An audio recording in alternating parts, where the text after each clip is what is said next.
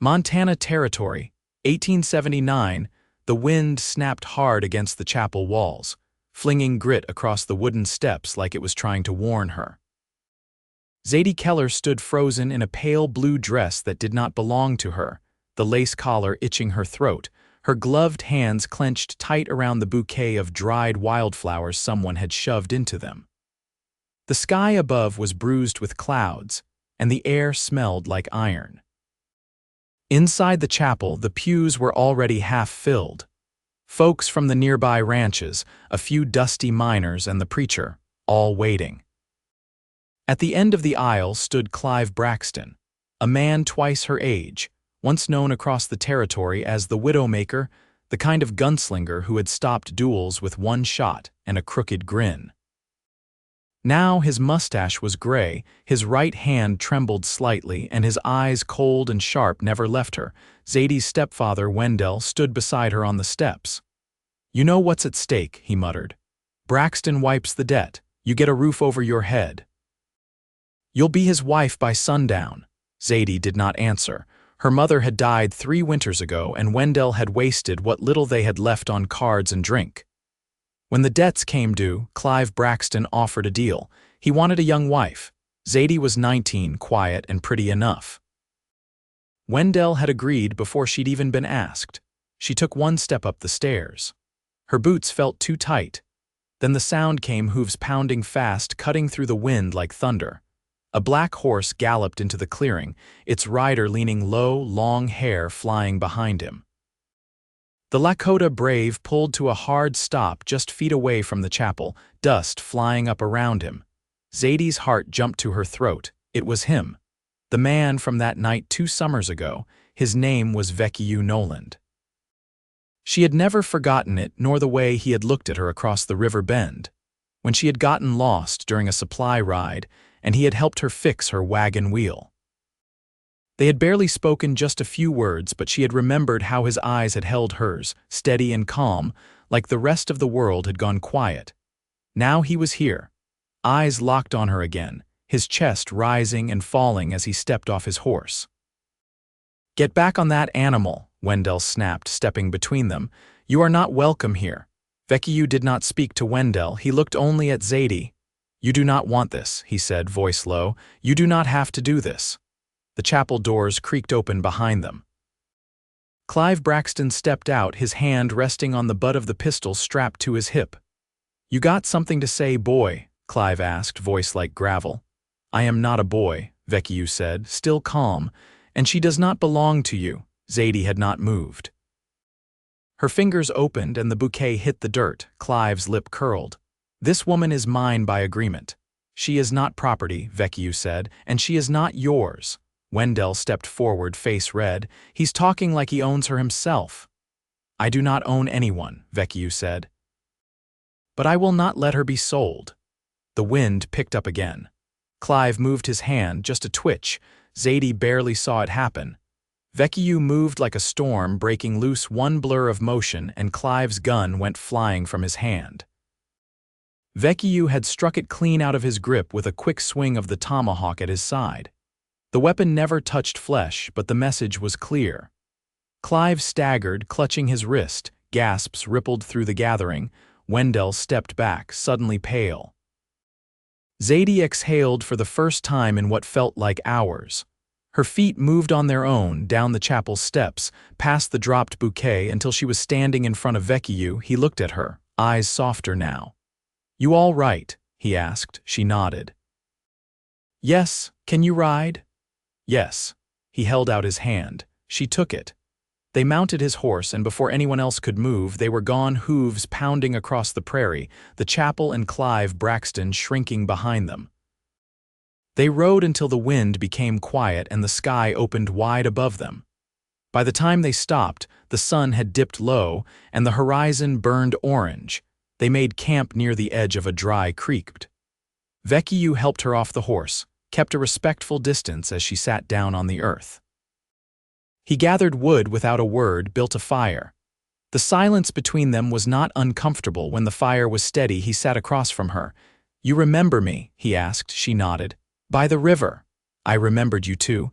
Zadie pulled off the gloves, her hands shook. I did not think I would ever see you again. I came back last winter, he said. Heard what Braxton was planning, she looked up. You came for me, he nodded once. That did something to her, cracked something open in her chest. No one has ever come for me before, she whispered. You are worth coming for, he said simply. She stared at him across the fire, her heart beating too fast. He did not move toward her. He just sat still, patient. She leaned forward, elbows on her knees. I do not know what happens now, she said. We figure it out, he said. Together, Zadie looked down at her hands, then back up at him. I would like that, she said. He smiled, not wide, just enough to reach his eyes. That night they lay beside the fire, not touching, but close enough to feel each other's warmth. Zadie fell asleep watching the stars, Vekiyu's steady breathing beside her. She felt safe. For the first time in years, she felt free. The morning came slow and pale, with frost clinging to the creaked grasses and a hush over the world like it was holding its breath. Zadie stirred beneath the blanket Vekiyu had given her, the wool coarse but warm. Her dress was wrinkled, its hem dusted with dirt and ash. She didn't mind. For once, she hadn't dreamed of locked doors or a voice shouting her name like a curse. Vekiyu was already awake. He crouched near the fire's remains, coaxing a small flame from the embers with dry pine needles and a steady breath. You always up this early? She asked, her voice still rough with sleep. He didn't look over. The light changes before the sky does. I like to see it happen.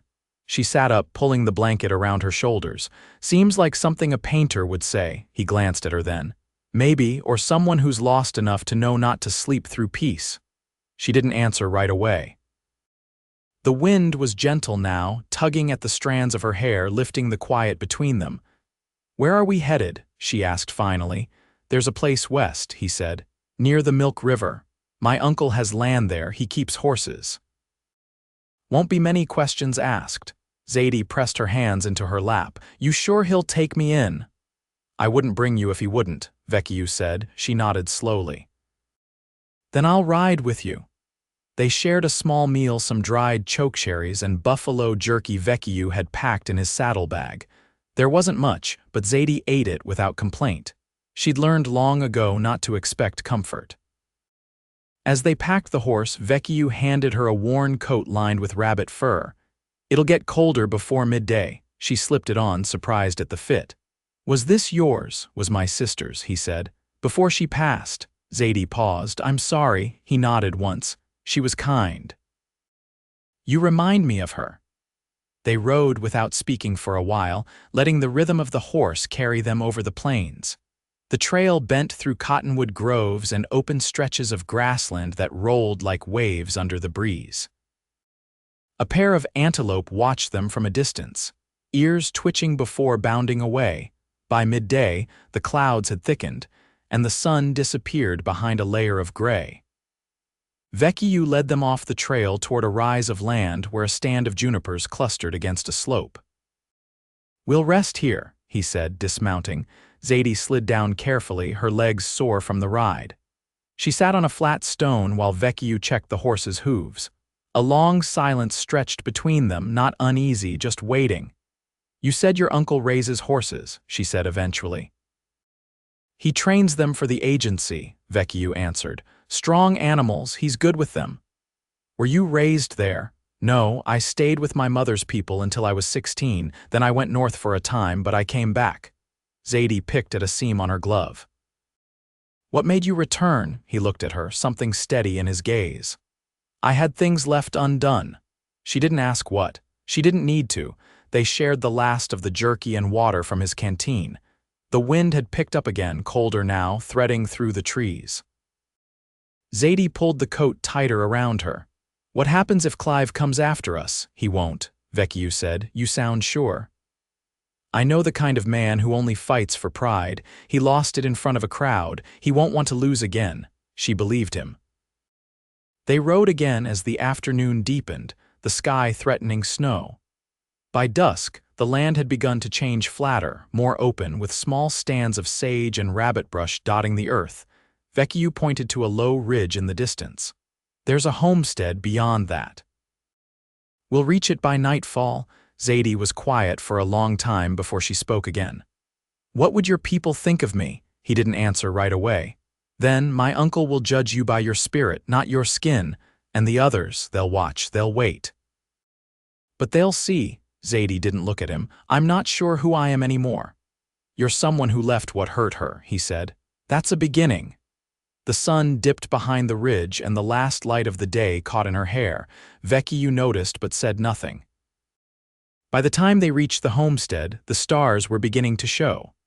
A low cabin stood near a frozen pond, smoke rising from its chimney, soft and slow.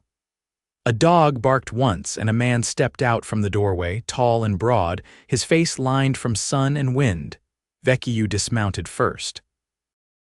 Uncle, the man nodded. You're late. There was a reason, Vekiyu said, then turned to help Zadie down. This is Zadie, she's with me. The man studied her a long moment, then gave a small nod. You both hungry? Zadie's voice caught in her throat. Yes, sir. Then come in. Inside, the warmth hit her like a wave. The cabin smelled of coffee and wood smoke. A fire crackled in the hearth and a pot sat simmering on the stove. The man gestured toward a bench beside the table. I'm called 4 Elks, he said. You can sleep here tonight. In the morning, we'll talk more. Zadie sat, her legs aching, her heart full of questions she didn't yet know how to ask. As Vekiyu sat beside her, his knee brushed hers under the table just once, just enough. She didn't pull away. The next morning broke without color, a sky thick with low clouds and the smell of snow close behind. Zadie woke on a wool-stuffed mattress near the hearth, her limbs heavy, her breath fogging faintly in the cool of the cabin.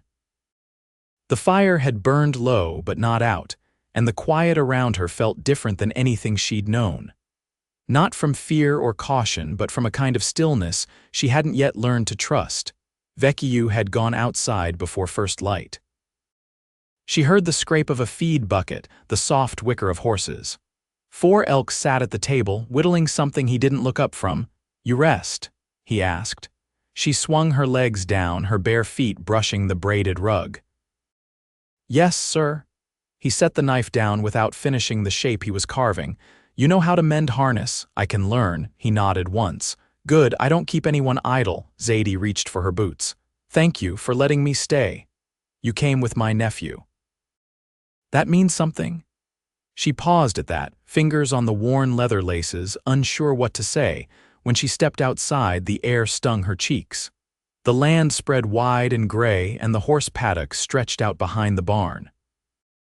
Vekiyu stood inside the corral, leading a bay mare in a slow circle. He glanced her way as she approached, then returned his attention to the animal. She's skittish, he said. Was handled rough before. Zadie leaned against the fence rail, watching the mare's ears twitch. She doesn't look scared, she hides it. You can tell by her eyes, she's pretty. She's starting to believe she won't be hurt again. The wind shifted, carrying the smell of horses and the faintest trace of wood smoke. Zadie tucked her hands into the sleeves of the coat. You always work with animals like this? She asked. I listen better when I'm quiet. Is that your way of saying you don't like talking? He looked at her fully then. I like talking when there's something to say. She nodded slowly, her breath curling in the cold. That's fair. They fell into a rhythm that day, Zadie learning the way of the barn, how to clean tack properly, how to carry water without sloshing it over her boots. 4 Elks handed her a rusted curricomb at midday and pointed toward a roan gelding with a muddy coat. You want to stay, you help this one shed early. She didn't complain. Her back ached by the time the sun began sinking, but her hands found a rhythm, her thoughts quieting in the work. Vekiyu passed through the stable once to check the feed bins, pausing only long enough to brush a strand of hair from her collar. You're good with your hands, he said. I was always better with chores than people. You haven't run yet. I've got no reason to. That night, over a plate of stew made with dried beans and smoked elk, 4 Elks spoke without looking up. You got family? Zadie hesitated. No, he nodded once. Then you'll need to build one. She didn't answer. Her throat tightened too fast. Later, as the fire burned low and 4 elks slept in the room at the back of the cabin, Zadie sat on the floor near the hearth, her knees pulled close. Vekiyu sat beside her, arms resting on his legs.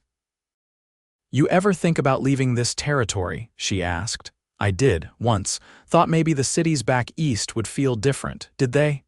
"I didn't go." She turned toward him, the fire painting gold along his jaw. "Why not?"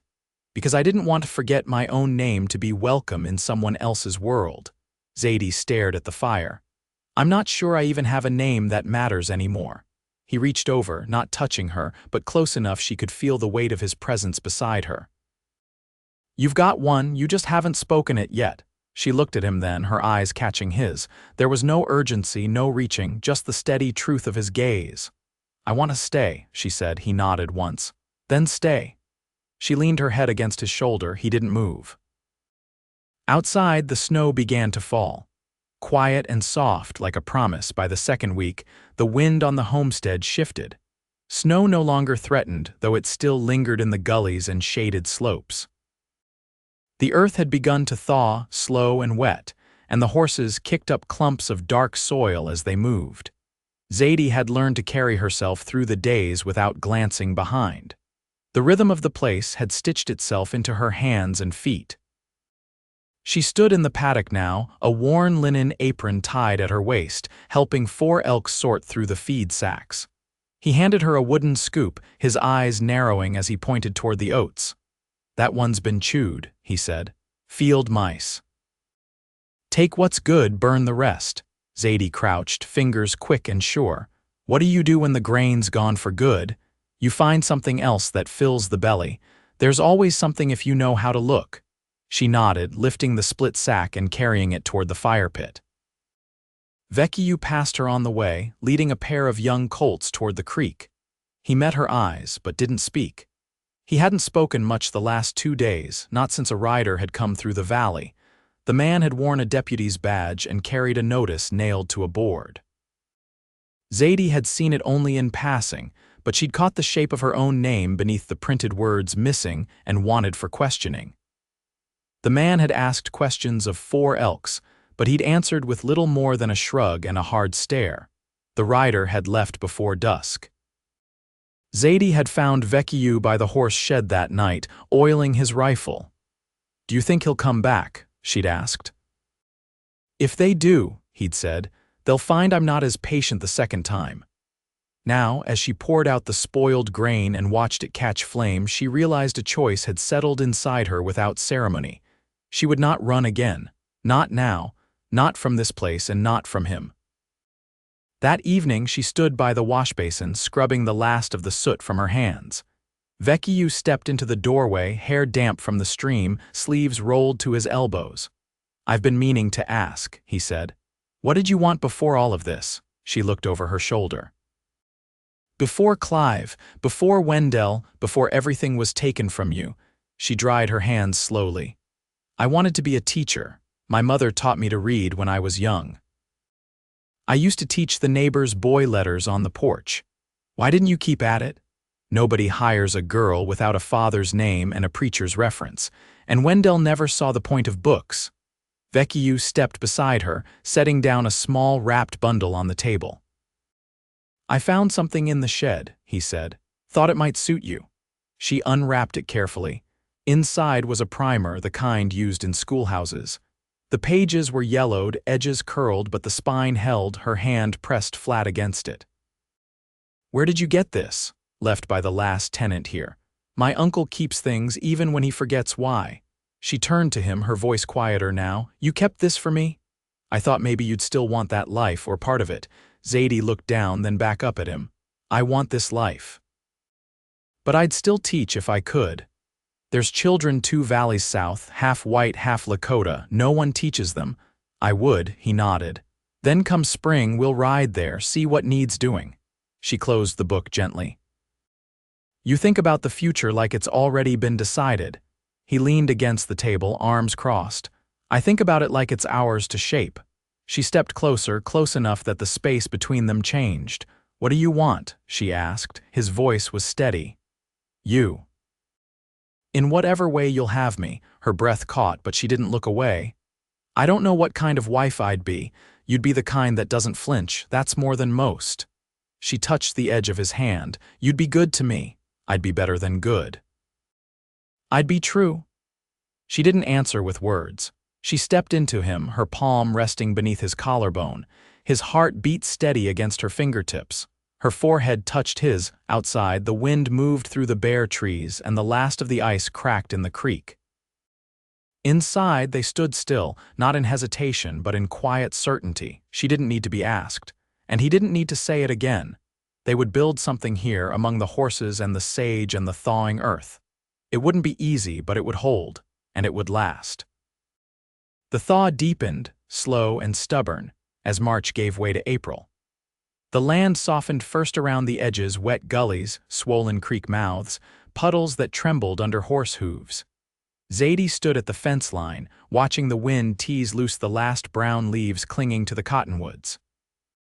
Behind her, the cabin door creaked open. Vekiyu crossed the yard with purpose, one saddlebag slung over his shoulder, the other held in his hand. I checked the lower trail, he said. No tracks but deer and a stray wagon wheel rut, maybe a week old. She brushed her fingers along the fence post, nodding. So no one followed. No one's looking anymore. That truth hung between them, gentle and sure. The deputy hadn't returned. Clive hadn't sent word. Whatever claim the world once had on her had loosened its grip. Zadie turned from the fence. I've been thinking about the school. Vekiyu set the saddlebags down. You want to ride there soon? I want to start one here. He studied her face, the way her eyes didn't flinch.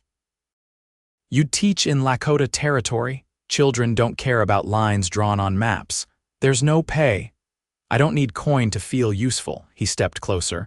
You'd bring them here, girls mostly, the ones who get overlooked. He was quiet a moment, then nodded. We'd need benches. Chalk, slates maybe. I could build a lean-to behind the cabin, seal it tight before the rains. Zadie took his hand. You'd help me do this. I help you do all things, he said, the decision settled like roots. They spent the next week clearing brush near the back wall of the cabin. Vekiyu sawing planks from the old barn siding and Zadie sewing curtains from flour sacks. 4 Elk said little, but he left a bundle of extra nails on the table one morning and didn't ask any questions when the first child arrived. Her name was Weena. She was 7, with a quick tongue and a stubborn chin, and she came barefoot with her uncle's blessing and nothing else. That afternoon, Zadie taught her to shape letters in the dirt with a stick. She'll need shoes, Vekiyu said that night. We'll trade for them, Zadie replied. I can spin wool if someone's willing to part with leather. More children came in the weeks that followed. By early May, the lean-to was filled most mornings with the sound of learning soft vowel sounds, laughter, the scrape of slate. Zadie moved among them like a woman born to the task, her voice gentle and firm. Vekiyu watched from the paddock most days. He said little, but he fixed the loose roof beam and reinforced the door frame without being asked. He taught the oldest boys how to carve fishing hooks and showed the girls how to twist horsehair into rope. One evening, as the sun dipped behind the ridge, Zadie stood beside him while he rubbed the gelding down. I never thought I'd have a place like this, she said. He didn't stop brushing. What did you think you'd have? A room in someone else's house. A name I didn't choose. A life that didn't belong to me. He set the brush down and turned toward her. And now I have you. The space between them was already full of shared days and quiet understandings. Still, he stepped in and placed a hand at the curve of her neck, thumb brushing the edge of her jaw. She tilted her head into his touch. I want to marry you, his breath caught. I was going to ask you tomorrow. Then you don't have to. They married in the clearing behind the cabin 2 weeks later. 4 Elk spoke the words. Zadie wore a dress sewn from muslin she'd traded for with a neighbor's wife. Vekiyu wore the same shirt he'd worn the day he'd first ridden into her life. No crowd, no preacher, just them and the land and the wind.